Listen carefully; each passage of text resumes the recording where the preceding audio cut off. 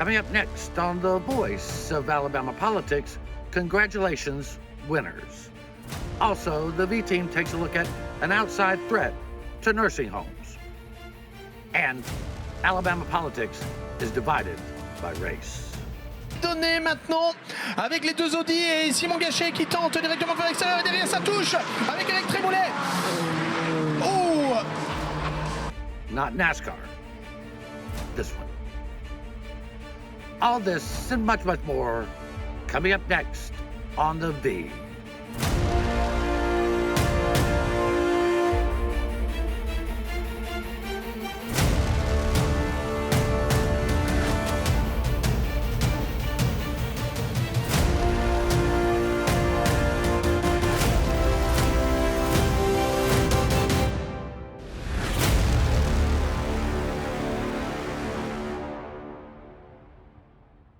Welcome to The Voice of Alabama Politics, where we tackle the tough issues so you have the hard facts.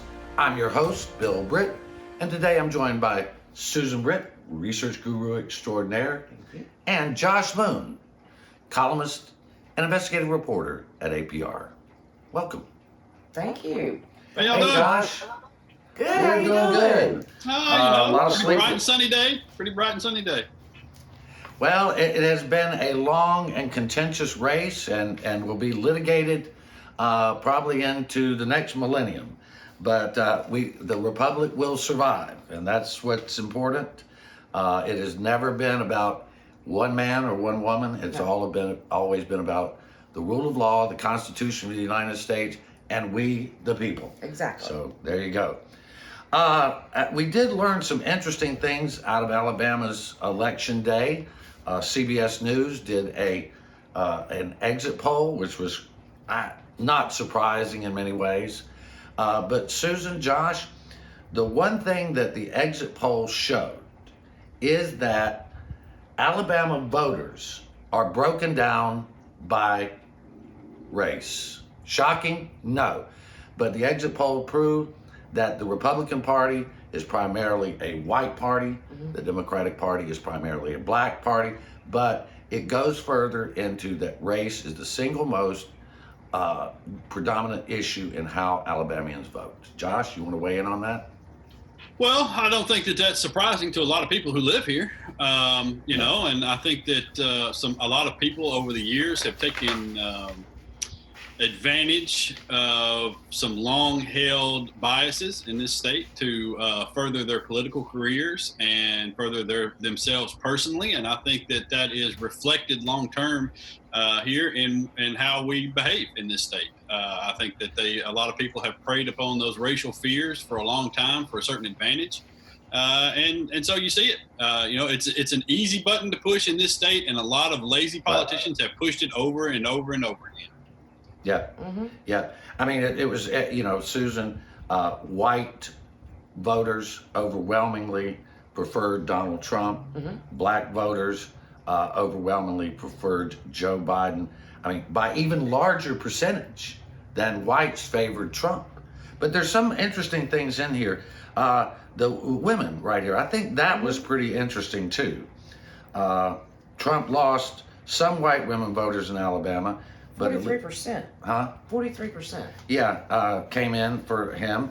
While 43% of white women voted for Biden, Right.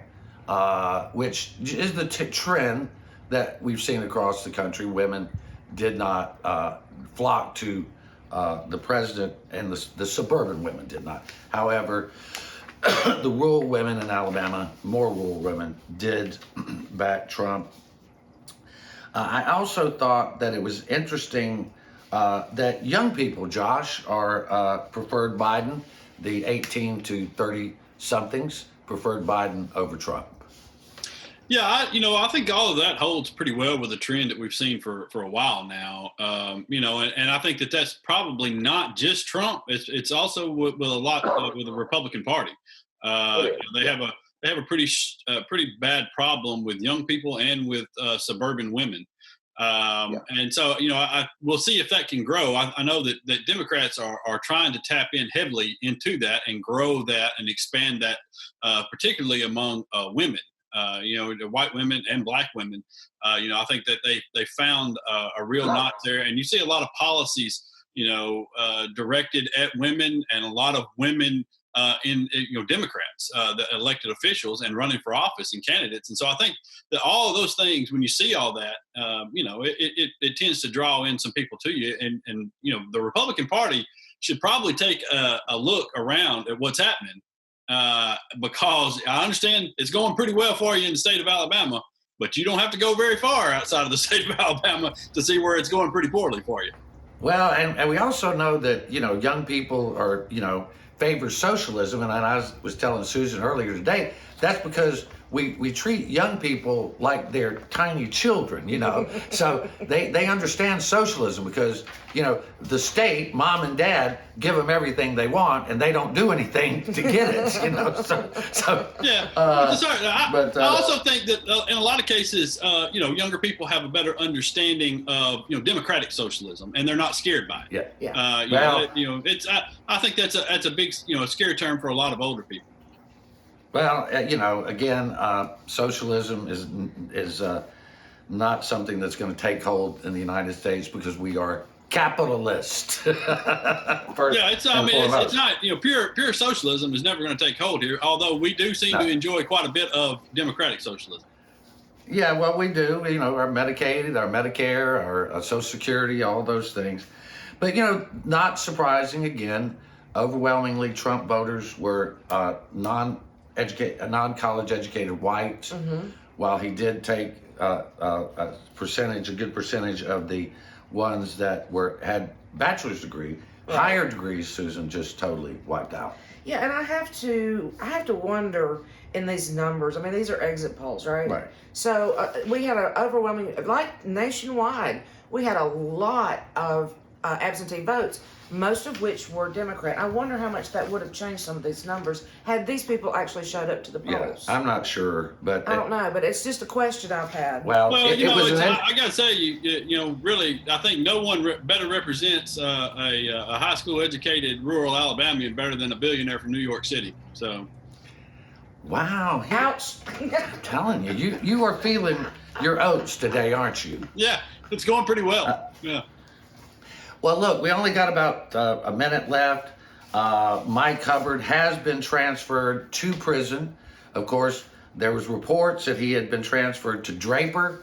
We had other information that said he had been transferred to Kilby. Yes. And the ADOC did not exactly tell it like it was. The ADOC said that he was at Draper. We found out he was at Kilby, and turns out he's at Kilby. And Josh, you're going to love this. They have quarantined him in the infirmary at Kilby, where inmates are telling us that he is lounging around watching TV. It's in the El Chapo cell, I understand. It's running the whole prison over there. Yeah, it's nice. It's nice. I think it's a real shame. It's a real shame that we got to rely on prisoners instead of the ADOC for information. But the crazy thing is, they told us he would get no special preferential treatment. He is. But anyway, that's Alabama. All right, you're watching the voice of Alabama politics. We'll be right back.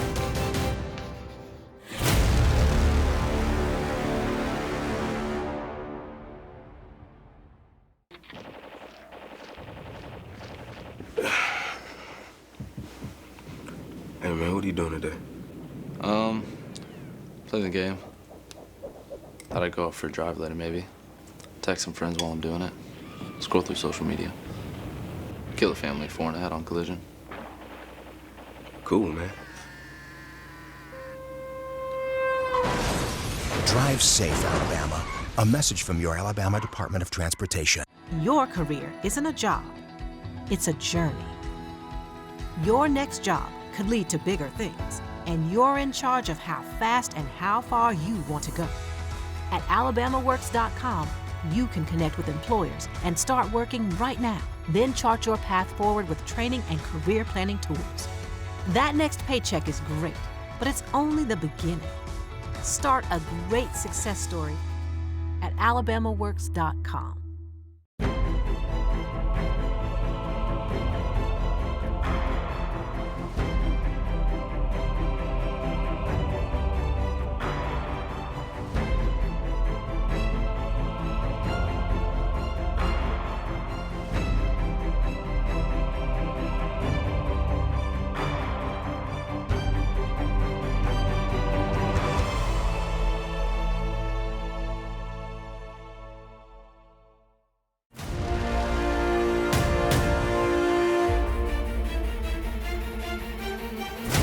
Welcome back to The V, the voice of Alabama politics.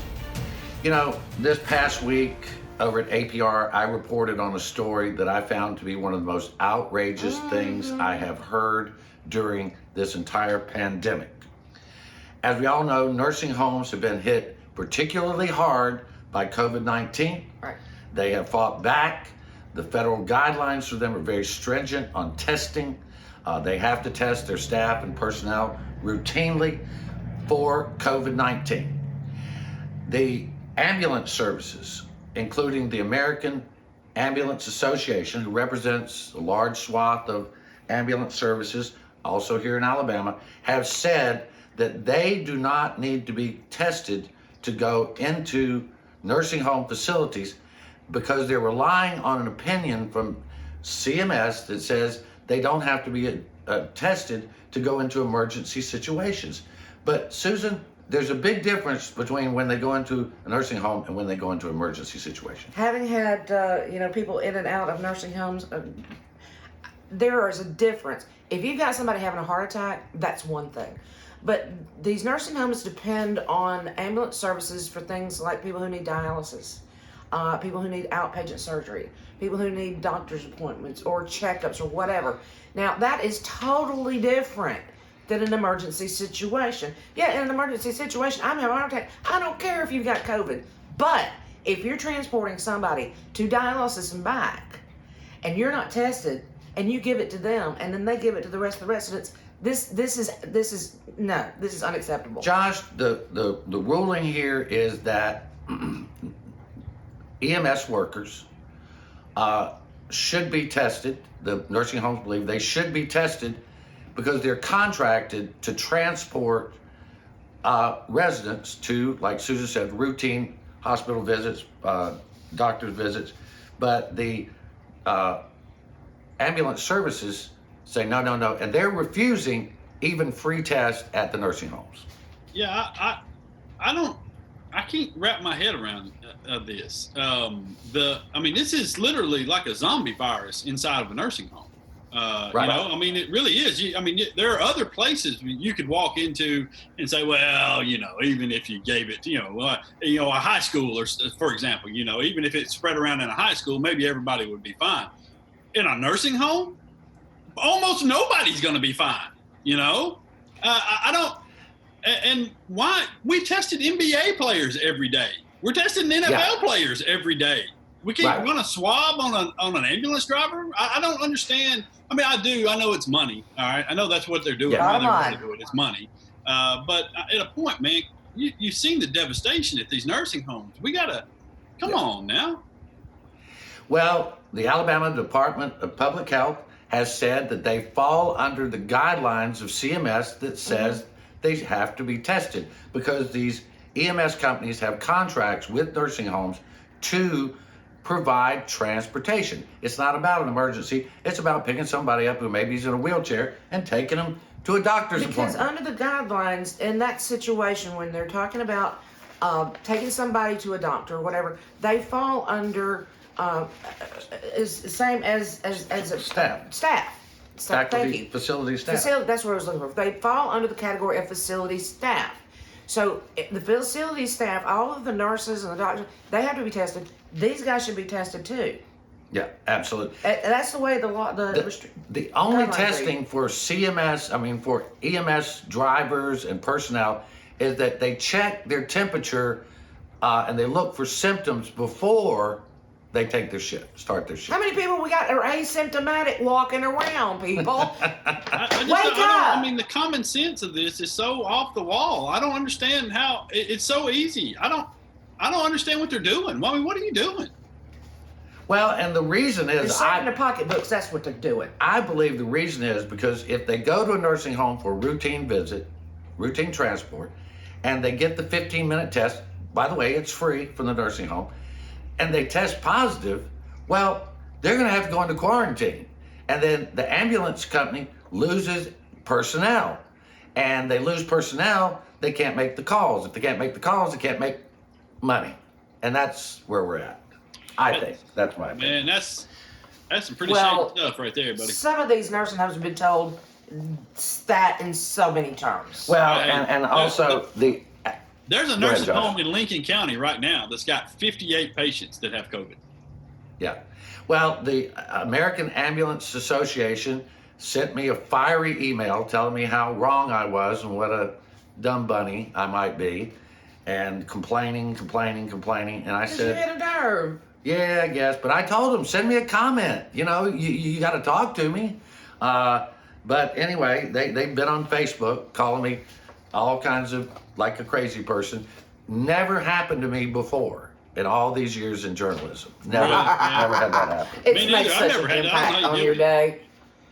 I don't know either. That's how you always know as a journalist, that's when you know you've hit a nerve, because they won't comment, they won't go on the record with you, but they will go everywhere else and scream fire. Yeah. Well, I tell you that you know, there's just no good news coming out of this COVID-19 situation. Right. People can talk about we've rounded the corner, we've fallen off the cliff, is more like it. In Alabama, this week we passed more dead than on 9/11. More people have died in the state of Alabama than died on 9/11, and there is no outrage. You know, And the there's no country outrage. itself is testing positive at record rates again. Rates that are higher than when they were in the spring. Wake up. Well, Josh, we're reporting more hospitalizations and more cases than ever since August, and we're doing less testing. Fewer tests are being taken. Yeah, well, we do less testing and we rolled back all the restrictions and everything else. And I understand Kay Ivy's point, that she made earlier in the week, and she extended the mask order.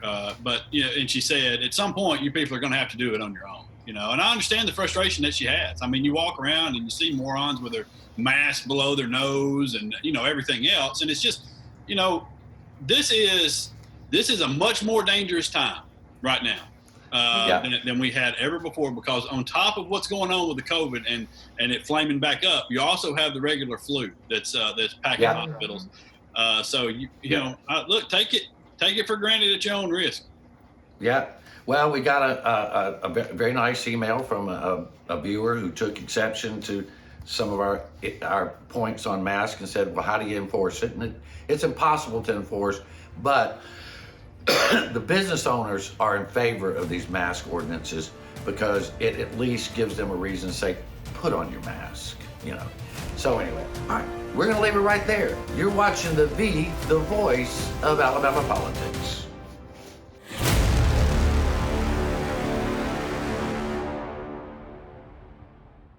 You'll never guess what 400,000 people in the U.S. were using when they crashed their cars last year. No, not this.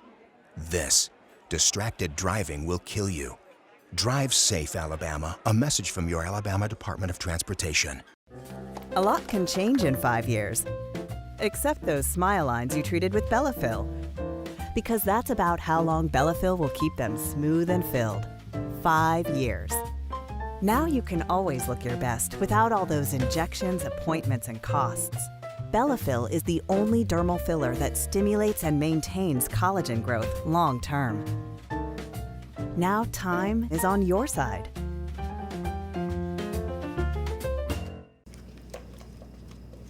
What are you doing today, babe?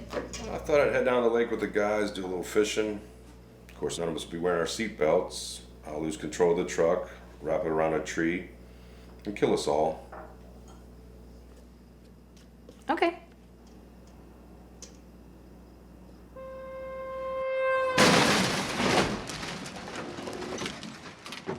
Drive safe, Alabama. A message from your Alabama Department of Transportation. What's up, Alabama? It's Bo Jackson.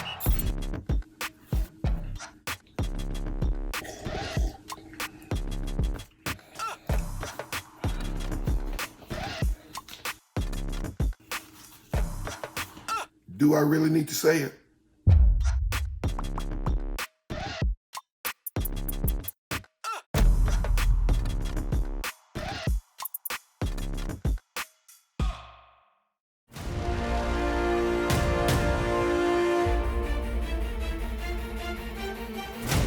Welcome back to the voice of Alabama politics. it was very gratifying this week to see that ASU President Quinton Ross was honored for his leadership. Quinton Ross has done a fabulous job over at ASU, Alabama State University. Had taken some hits and a lot of criticism before President Ross was installed. But Josh, we've all known Quinton Ross as a man of honor and great leadership for many, many years, and you covered this story. Yeah. Look, Quinton got an award from Black Teachers Association for his leadership at ASU.